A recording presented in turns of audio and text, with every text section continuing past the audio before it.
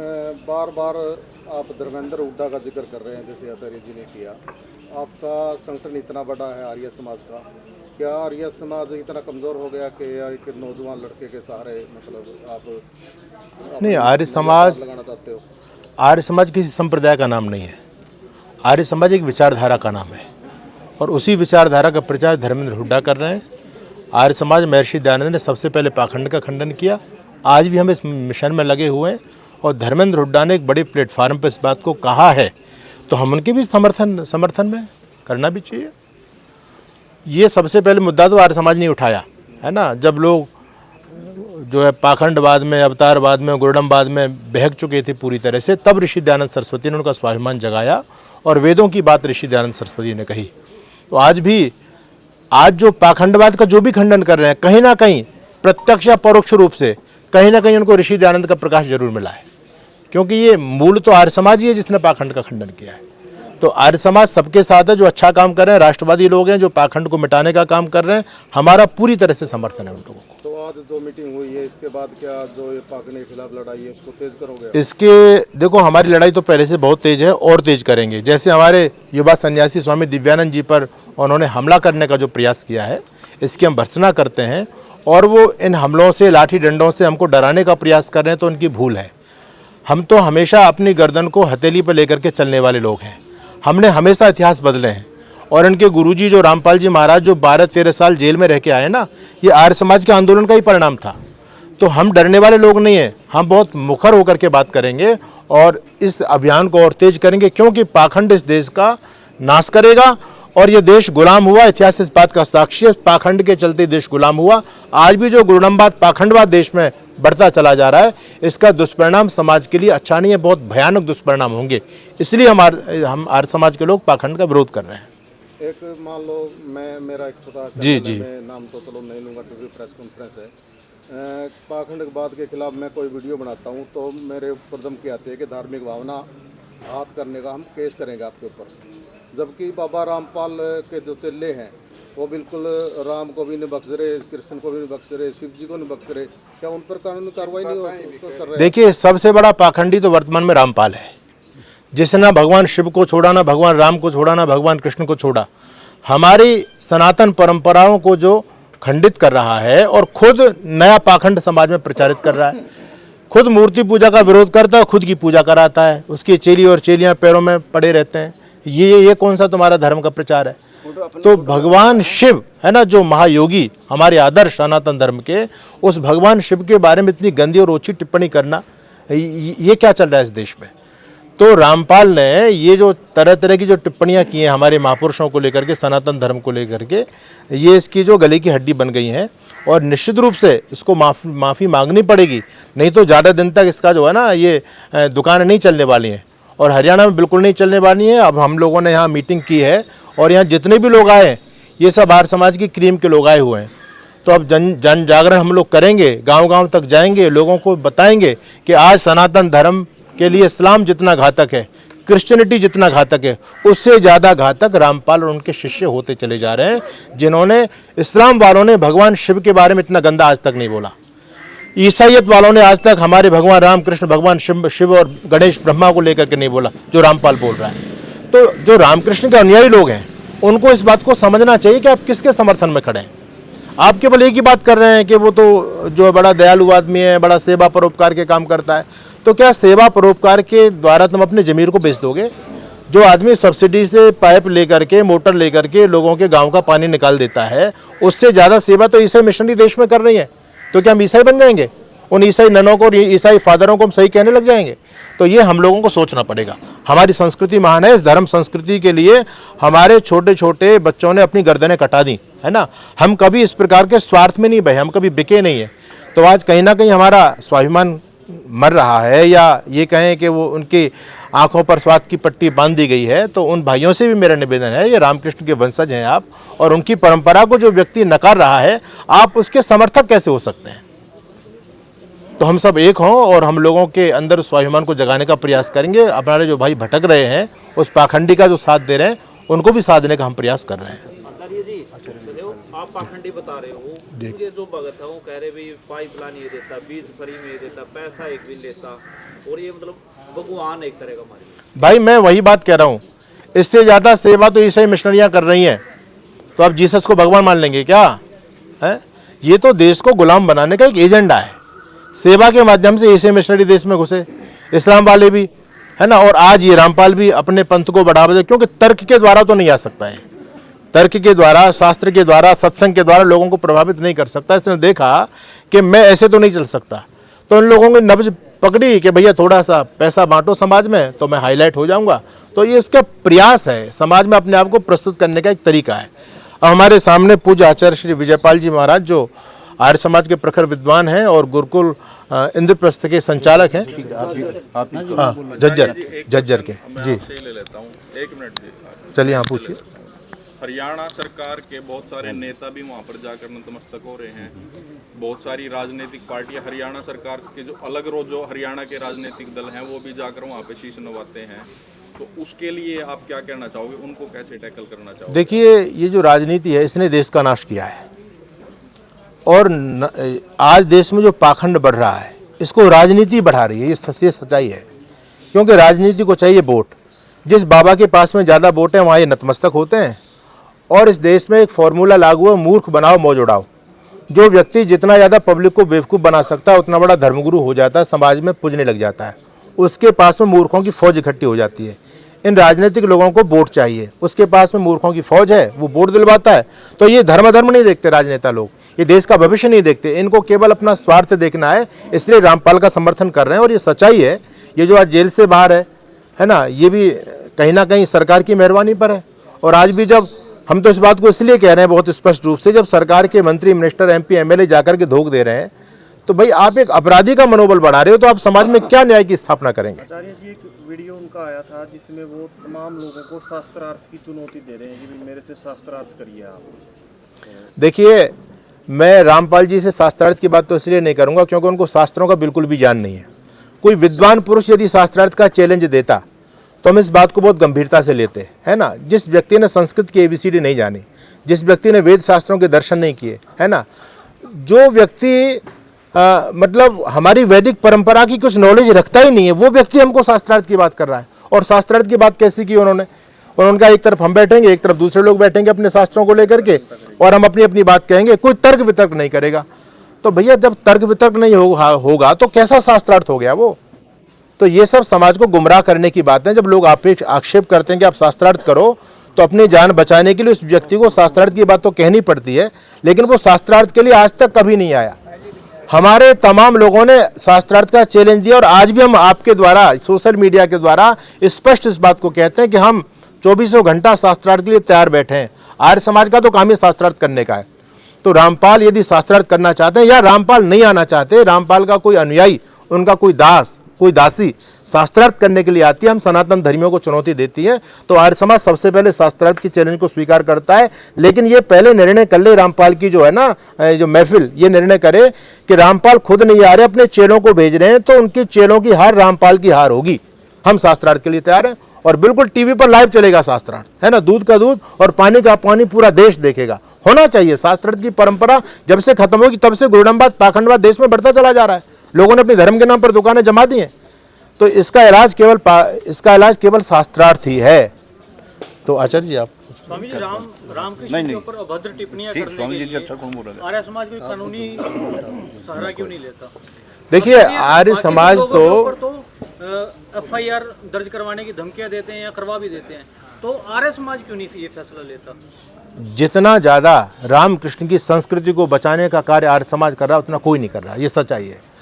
और रामकृष्ण केवल आर्य समाज के नहीं है भाई, ये तो हर सनातनी के हमारे आदर्श हैं, औरों के भी आदर्श हैं।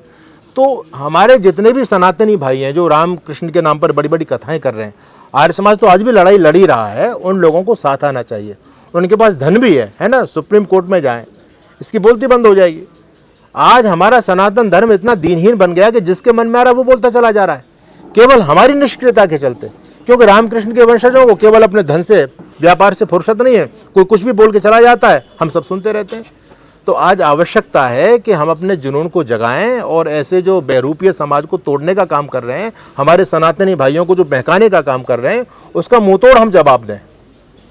आचार्य जी वो वीडियो आई थी उसकी रामपाल की कह रहे भाई पाखंड तो ये भगमा धारण वाले ज्यादा करते हैं, हम तो पाखंड नहीं करते, हम तो अच्छे राह पे चलाते हैं सभी इंसानों को। देखिए, अब पाखंड का मतलब ये है कि जो वेद विरुद्ध काम करे वो पाखंड है।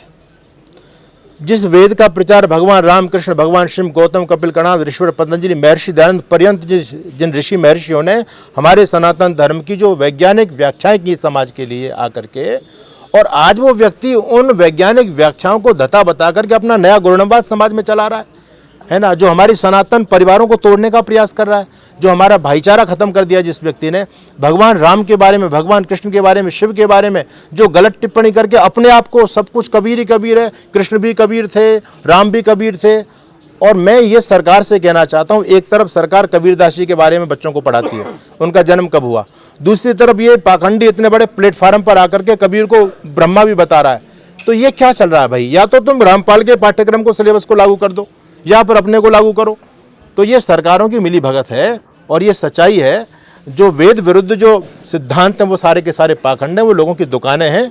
तो रामपाल सबसे बड़ा वर्तमान में पाखंडी। आज हरियाणा में एजेंडा इसलिए हरियाणा रामपाल के खिलाफ ज़्यादा चल रहा है क्योंकि हरियाणा में और भी है पाखंडी धर्मगुरु हैं, लेकिन जितने बड़े स्तर पर रामपाल ने पब्लिक को बहकाया है और वो पाखंड को बढ़ावा दे रहे हैं, किसी महर्षि, ऋषि, मुनियों को, भगवानों को नहीं छोड़ रहे।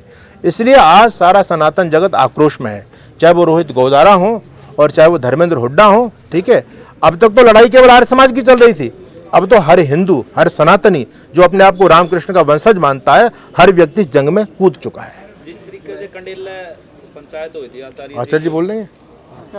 नहीं यार, जी जी हाँ भैया। कंडेला पंचायत हुई थी, जैसे मीडिया कर्मी साथी पूछ रहे, वो रामपाल के चेले बोल रहे, फिर बाद में क्या गाड़ी आगे पीछे लगा के उसको मतलब घेरने की कोशिश करी। क्या लगता है आपको, आपके ऊपर भी ऐसे अटैक कर सकते हैं? आपने डर नहीं लगता? देखिए, ये तो अटैक करेंगे, हमारे स्वामी जी पर ही तो अटैक किया था इन लोगों ने, है ना।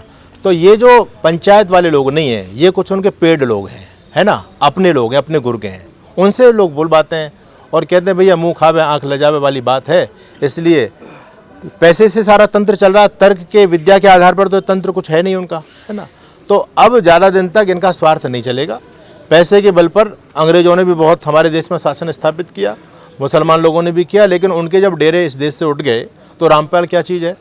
इस देश की लोगों ने हमेशा सत्य को स्वीकार किया। ये बात ठीक है कि आज पाखंडवाद, गुरुनामवाद में लोग बह रहे हैं, लेकिन जब आर्य समाज का मिशन बढ़ेगा, जन जन तक वेद के सिद्धांत पहुंचेंगे, तो लोग उस पाखंड छोड़ करके वैदिक धर्म की तरफ आएंगे। तो इसलिए ये लोग जो है ना, इनकी पोल खुलने लगी है। अब ये क्यों हमले कर रहे हैं भाई? इनको पता है कि हम शस्त्र की लड़ाई में नहीं जीत सकते, यानी विचारधारा की लड़ाई में हम नहीं जीत सकते, तर्क वितर्क में हम नहीं लड़ सकते, तो उन्होंने हमले करने शुरू कर दिए। वो धमकियां दे रहे हैं कि तुम जाओ, हम गाड़ियां पीछे लगाएंगे। कर सकते हो भाई? अरे तुम हमारे विचार को काट करके दिखाओ ना, शरीर को तो काट सकते हो, शरीर तो नाशवान है, शरीर की कौन सी बात है? आचार्य जी, जिस तरह से आचार्य जी के ऊपर हमला हुआ और आपको धमकी मिल रही है लगातार, आपने कोई एफआईआर दर्ज नहीं करवाई? देखिए, मैं एक बात कहता हूँ, एफआईआर तो क्या दर्ज करानी, शिष्यों से गुरु की पहचान होती है और पुत्रों से पिता की पहचान होती है। आज रामपाल के जो शिष्य बोल रहे हैं, जितनी अभद्र भाषा, इतनी गंदी भाषा, कोई एक व्यक्ति यदि उस रामपाल के बारे में शब्द बोल देता है, उनकी पूरी की पूरी सोशल मीडिया की लॉबी उसके पीछे इतनी गंदी गंदी गालियां प्रयोग कर रही हैं आज, है ना। तो इससे ये पता चलता है कि रामपाल ने अपने शिष्यों को क्या संस्कार दिए हैं, है ना। तो ये जो बात है, ये एफआईआर आदि दर्ज कराना, मेरे बारे में उन्होंने बहुत गंदा वीडियो बनाया, मेरे बारे में उन्होंने बोला, मैंने उनको जवाब नहीं दिया, क्योंकि मेरे वो संस्कार नहीं है कि उनके प्लेटफार्म पर आकर के मैं उनको जवाब दूँ, है ना। तो अब जो धर्मेंद्र हुड्डा ने भी पहले एक शालीन भाषा में वीडियो बनाया, लेकिन जब उनके गुरुओं ने, उनके शिष्यों ने जब गंदे गंदे शब्दों का इस्तेमाल किया, तो अपने हुड्डा साहब ने उस लेवल पर आकर उनको समझा दिया। तो भाई हम सन्यासी हैं, हमारी ये गरिमा नहीं है, लेकिन वो ये ना सोचें कि हर व्यक्ति शांत रहेगा, उनको उस स्तर पर भी जवाब मिलेगा। आचार्य जी, एक वैसे तो राजनीतिक सवाल है ये जी। जैसे किसान वर्ग सरकार से नाराज था और उसी साजिश के तहत सरकार कह रही है कि रामपाल को बाहर लेकर के आई है कि पाइप दो आप और इस वर्ग को आप हमारे वोट में बदलो। क्या आपको इसमें से कुछ राजनीति में कुछ भी असंभव नहीं है, ये सवाल आपको नेताओं से ही ठीक है, पूछना चाहिए। कुछ भी इसमें हो सकता है। ये राजनीतिक सवाल है, इसको आपको नेताओं से पूछना जरूर चाहिए। नहीं इस चीज नहीं, मैंने ये मेरा सवाल ये है व्यक्तिगत क्या बात नहीं है। आपको नहीं इस नहीं, बात आपकी को बात सही लग रही है? नहीं जी जी, एक आप मिनट उनको विचार रखने दो ना। एक मेरा मिनट, सवाल भी तो बिल्कुल देखो, वोट बैंक के लिए लोग क्या क्या नहीं करते। हो सकता है कि जब सरकार के मंत्री मिनिस्टर वहाँ धोख दे रहे हैं, उसमें कौन सी बड़ी बात हो सकती है। हो सकता है, ये भी संभव है।